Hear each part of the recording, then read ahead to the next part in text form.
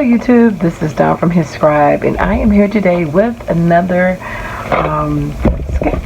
Bible sketch notes, where I'm going to again attempt to just get some different parts of the Bible. I am in the book of Genesis, and I am going to do a sketch note on like the first half of the major events that occurred in the book of Genesis.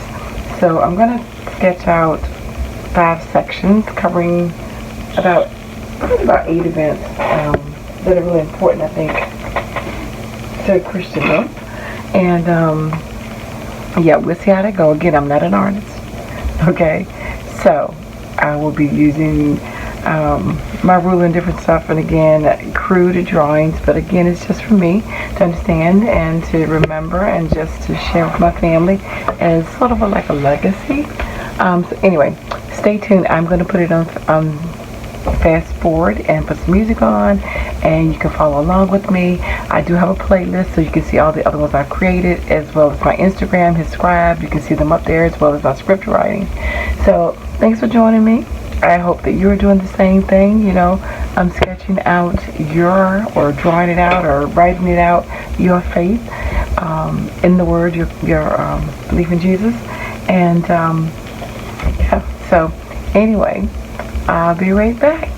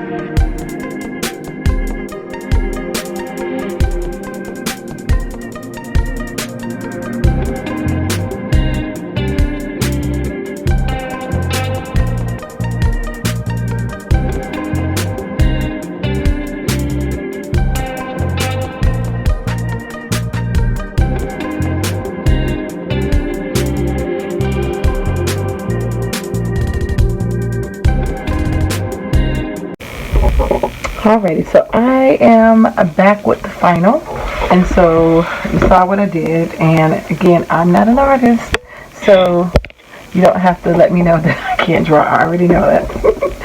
So just have to say that this is an overview. This is the beginning of the first 11 chapters and 9 verses of Genesis. Not every single detail, but just the global points, I think, that are really highlight some of the things, the transitions that humanity went through to get us to this position. Of course, there's not everything in here, but some of the major points. So, of course, we have creation, and again, that's my little creation, and this was the fall and them getting kicked out of Eden.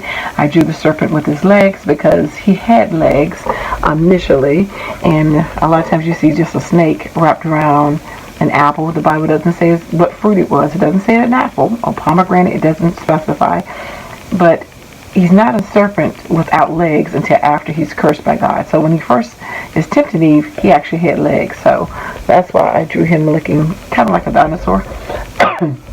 That's my version. Again, my animals are not really real animals. Who knows what they are? Neither are my angels. I should put maybe some little lines in their wings, but I don't want to mess it up. Maybe like little feathers. Like, that's too thick. Let me see. Maybe I do like a little. Yeah. That looks, even though that's not better, it looks a little bit more realistic, like layers of feathers. So that's the angel kicking them out. I didn't draw the swords, you know, kicking them out, barring them from the Garden of Eden so that they could never go back and eat from the tree of life. You know, bound in that perpetual state. And I didn't draw God killing the animals, which is symbolic of Jesus being a lamb, slaying the animals after they made their little fig leaves, and he covered them with lambs. Well, not lambs, because the Bible doesn't say lambs. He covered them with animals clothed in blood. So anyway, the next part is they having their children. They got married. They had kids, Cain and Abel, and then Cain kills Abel. And then over here, which is a part that's really mixed a lot, is when the sons of God came down and they had children with women.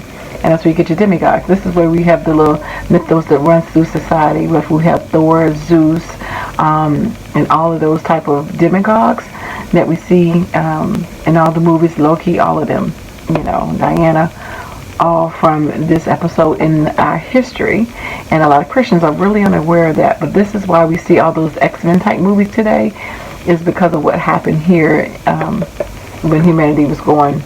And that also is part of the reason there to wickedness and an impure line, because one of the things the Bible says is that Noah was pure in his generations, so they didn't have that mixture of that, and he was a righteous man. So these are my little creatures. They're supposed to be elephants, giraffes, you know, but hey, they may not look quite like it. I don't know what they are, and some snakes. But let me put some little dots on my little giraffes.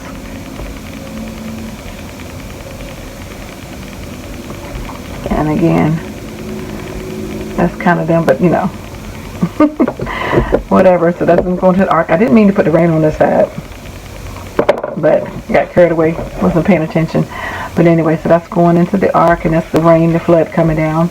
And then right here we have the Noah. Well, we had the Abrahamic covenant up here, and now we got the Noahic covenant when he made the covenant with Noah when they got on land, and the rainbow, which is the symbol of God's promise that he would never flood the earth again. And that is where we get people now trying to take the rainbow, do different things with it, but that's what the rainbow originally was meant for, was to say, hey, I'm never going to flood the earth, and that's that covenant.